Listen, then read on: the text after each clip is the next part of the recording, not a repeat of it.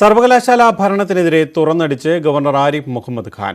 ഗവർണറുടെ വിമർശനം news 18 Keralam editor Pradeep പിള്ളയ്ക്ക് അനുവദിച്ച എക്സ്ക്ലൂസീവ് അഭിമുഖത്തിൽ. സർവകലാശാലകൾ ഭരണത്തിലിരിക്കുന്നവരുടെ സ്വന്തക്കാർക്ക് നിയമനം നൽകാനുള്ള വേദിയാകുന്നുവെന്ന ഗൗരവമുള്ള വിമർശനമാണ് ഗവർണർ പ്രധാനമായും ഉന്നയിക്കുന്നത്. പ്രിയ വർഗീസിന് യോഗ്യതയില്ലെന്ന് പ്രഥമദൃഷ്ട്യാ വ്യക്തമാണ്. താൻ രാഷ്ട്രീയത്തിനെതിരല്ല, എന്നാൽ രാഷ്ട്രീയ നേതാക്കളുടെ തെറ്റുകൾ ചൂണ്ടിക്കാട്ടുമെന്നും ഗവർണർ ന്യൂസ് 18നോട് പറഞ്ഞു. What has led me to stay the appointment? Prima facie appears that the allegation is right. Okay. And if finally it is proved it is right, who is going to benefit? The man who had this candidate they were proposing to appoint, she had 154 marks in the ranking. She had the research score. She had not research score. She did not have the required teaching experience. And who will benefit from this?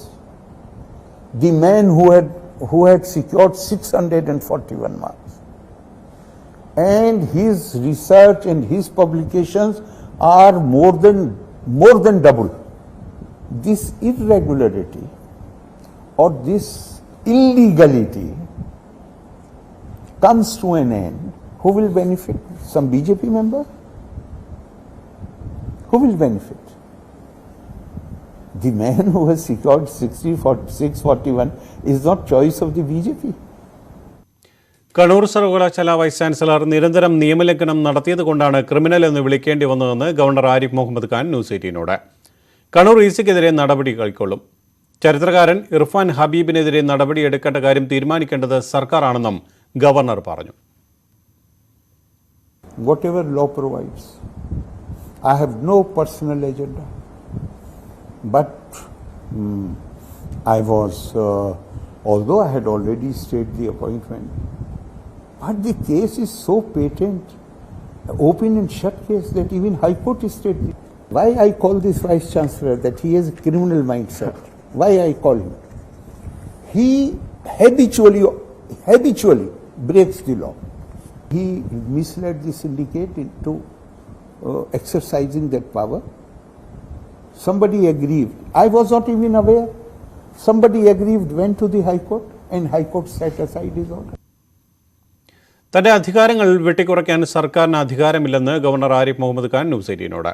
താൻ രാഷ്ട്രപതിയുടെ പ്രതിനിധിയാണെന്നും governor വ്യക്തമാക്കി. Series of articles in papers. Governor's powers are going to be curtailed. Governor's powers come by virtue of the provisions of the Constitution.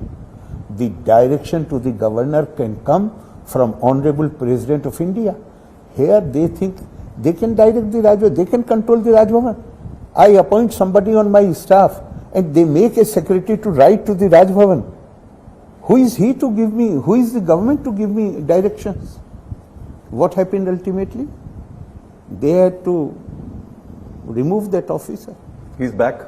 He is back only after that, because I knew even on that day, I just wanted to send a message. I knew even on that day the officer was innocent. Okay. I knew very well that the officer had nothing to do with it. He was made to write. How can he refuse to write anything which political masters ask him? He's an administrative officer. So ultimately they came to me after 3 months that we are winding up. If you allow, we can again post him. I said, I have no ill will against the man. No grudge? No, absolutely no grudge. In fact, on the day I insisted that he will have to be removed, I had told the Chief Secretary, this man is innocent. Okay. I only want to send a message so that in future nobody crosses the Lakshman Rekha. Nobody in the state has a right to give any direction to me. It should be clear to one and all.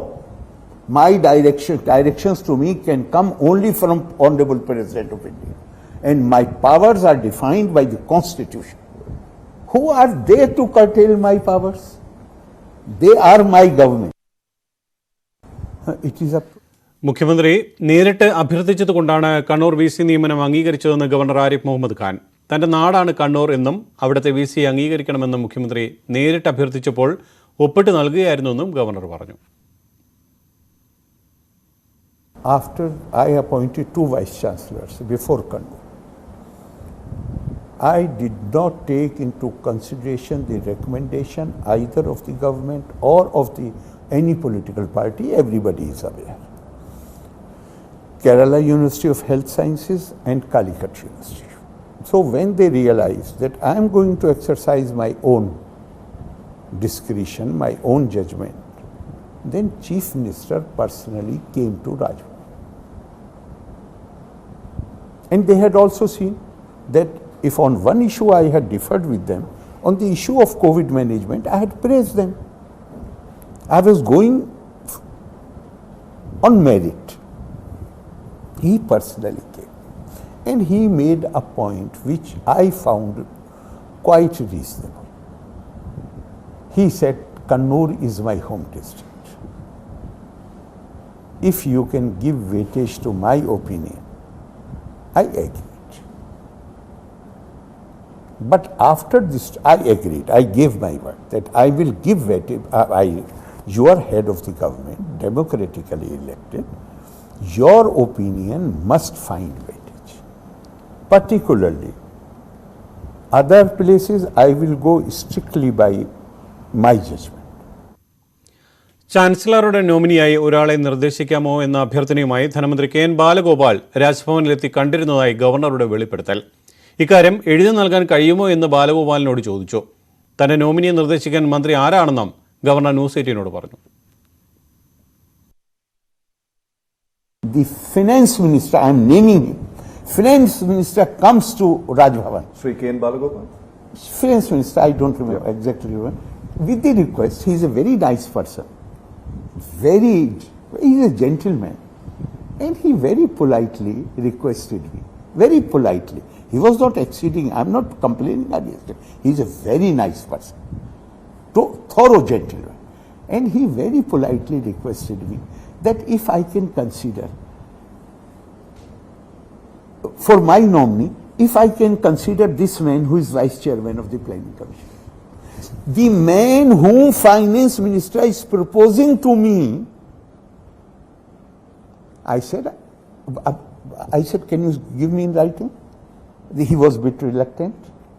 I told secretary to note down because it is not necessary. If you have come to meet me and you are making a request, I told the secretary immediately record down that the finance minister has made this request and place it before me when I am constituting the committee. I will definitely give it due consideration.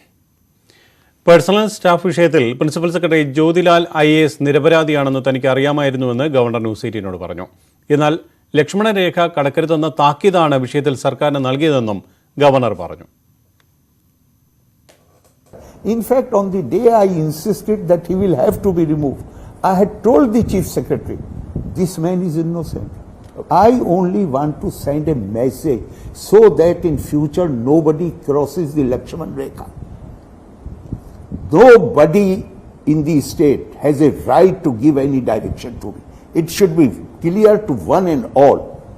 My directions to me can come only from Honorable President of India.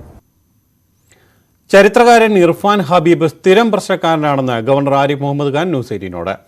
ഉത്തർപ്രദേശിൽ സംഘടിപ്പിച്ച പരിപാടിയിൽ ഇർഫാൻ ഹബീബ് പങ്കെടുത്തിരുന്നു. പക്ഷേ അവിടെ അദ്ദേഹം ഒരു പ്രശ്നവും ഉണ്ടാക്കിയില്ല. കാരണം അവിടെ മുഖ്യമന്ത്രി പിണറായി വിജയനല്ല, യോഗി ആദിത്യനാഥാണ്.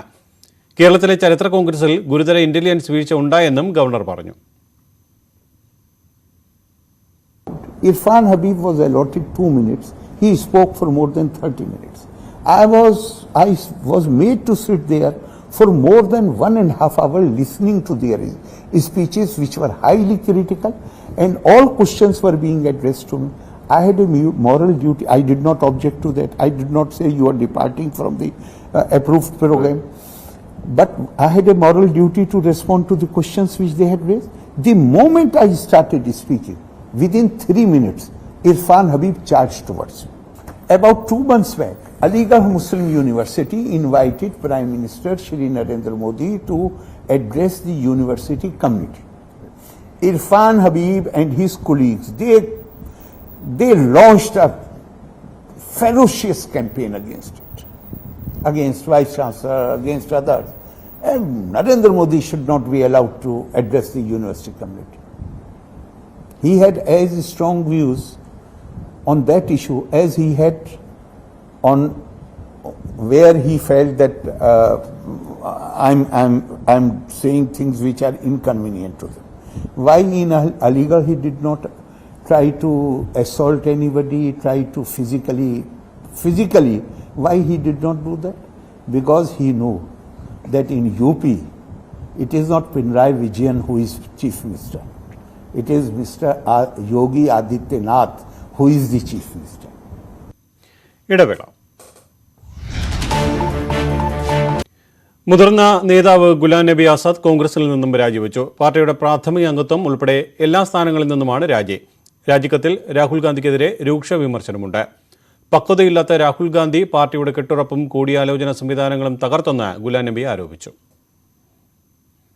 വിലക്കയറ്റത്തിൽ ജലം വലയുമ്പോഴും കോടികൾ മുടക്കി BJP MLA-മാരെ വാങ്ങുന്നെന്ന ആരോപണവുമായി ഡൽഹി മുഖ്യമന്ത്രി അരവിന്ദ് കെജ്രിവാൾ. ഇതുവരെ 227 MLA-മാരെയാണ് BJP-യിലെത്തിയത്. 20 കോടി രൂപ ഓരോരുത്തർക്കും നൽകിയാൽ 5500 കോടിയാണ് MLA-മാരെ വാങ്ങാൻ BJP ചെലവിട്ടതെന്നും കെജ്രിവാൾ പറഞ്ഞു. GST, ഇന്ധനവില എന്നിവയിലൂടെ കിട്ടുന്ന പണമാണ് ഇതിന് ഉപയോഗിക്കുന്നതെന്നും കെജ്രിവാൾ ആരോപിച്ചു. ഇന്ത്യൻ നിയമ സംവിധാനങ്ങൾ ഭാരതീയവൽക്കരിക്കണമെന്ന് ജസ്റ്റിസ് NV രമണ. സുപ്രീംകോടതിയിൽ ജനങ്ങൾക്കുള്ള പ്രതീക്ഷ നഷ്ടപ്പെടരുത്. ജുഡീഷ്യറി ജനങ്ങളിൽ നിന്ന് അകന്നു നിൽക്കുന്നെന്ന വികാരം ജനങ്ങൾക്കുണ്ട്. തെറ്റായുള്ള വിധികളെല്ലാം തിരുത്തിയ ചരിത്രമാണ് സുപ്രീംകോടതിക്കെന്നും ജസ്റ്റിസ് രമണ പറഞ്ഞു. നിയമവിരുദ്ധമായി പ്രവർത്തിക്കുന്ന ആരാധനാലയങ്ങൾ അടച്ചുപൂട്ടണമെന്ന് ഹൈക്കോടതി. ചീഫ് സെക്രട്ടറിയും സംസ്ഥാന പോലീസ് മേധാവിയും ഇക്കാര്യത്തിൽ വേണ്ട നടപടികൾ സ്വീകരിക്കണം. ഉചിതമായ അപേക്ഷകളിൽ മാത്രമേ പുതിയ ആരാധനാലയങ്ങൾക്കും പ്രാർത്ഥനാ ഹാളുകൾക്കും അനുമതി നൽകാവൂ എന്നും കോടതി പറഞ്ഞു. KSRTC പെൻഷൻ വിതരണം തിങ്കളാഴ്ച മുതൽ. സഹകരണ സംഘങ്ങൾ വഴിയാണ് പെൻഷൻ വിതരണം. കഴിഞ്ഞ ജൂൺ 30-ന് കാലാവധി അവസാനിച്ച സഹകരണ സംഘങ്ങളുടെ കൺസോർഷ്യത്തിന്റെ കാലാവധി അടുത്ത വർഷം ജൂൺ വരെ നീട്ടി. KSRTC പെൻഷൻ മുടക്കം വരാതെ വിതരണം ചെയ്യണമെന്നും ഓണക്കാലത്ത് പെൻഷൻ മുടക്കരുതെന്നും സഹകരണ മന്ത്രി VN വാസവൻ നിർദ്ദേശം നൽകിയിരുന്നു. ഇതിന്റെ അടിസ്ഥാനത്തിൽ നടപടിക്രമങ്ങൾ പൂർത്തിയാക്കിയാണ് പെൻഷൻ വിതരണത്തിന് ക്രമീകരണം ഒരുക്കിയത്. കൊച്ചിയിൽ ATM-ൽ നിന്ന് പണം തട്ടിയ കേസിൽ പ്രതി അറസ്റ്റിൽ. ഉത്തർപ്രദേശ് സ്വദേശിയായ മുബാറക്കാണ് പിടിയിലായത്. സൗത്ത് ഇന്ത്യൻ ബാങ്കിന്റെ 11 ATM-കളിൽ നിന്നാണ് മോഷ്ടാവ് പണം കവർന്നത്. സ്പോർട്സ്.